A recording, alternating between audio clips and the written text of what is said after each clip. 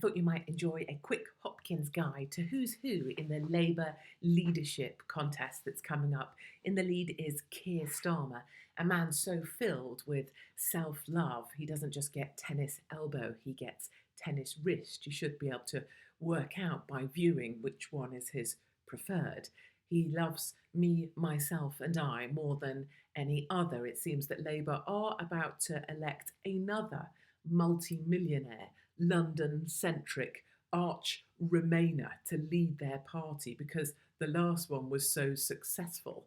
I don't think so.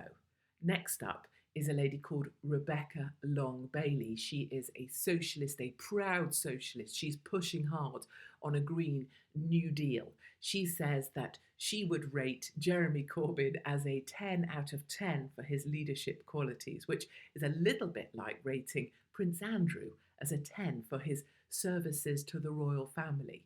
Long Bailey appears to have the kind of emotional intelligence of a dead ferret with a pair of hair straighteners, so undoubtedly she'll do really well. Not far behind her is Jess Phillips. Jess Phillips, a woman who is desperate for you to believe in her working class council house credentials, that she was dragged up by the ears. Hence, she wears poorly fitting knitwear and hooker hoops at all times and adopts a kind of why boy accent when she speaks.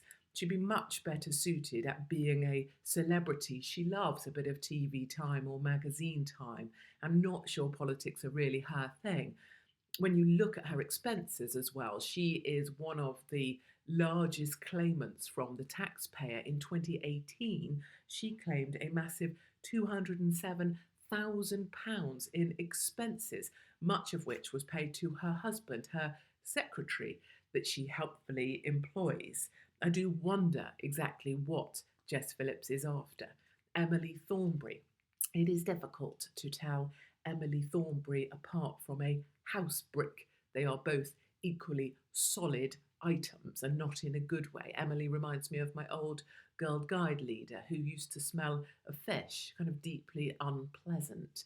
She is a massive elitist snob. She sneered at a man for owning a white van. Well, how very dare he try and get to work?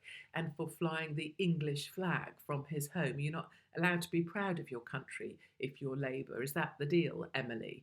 She hasn't got a single MP supporting her, and no wonder, not even the blind one. And that tells you everything.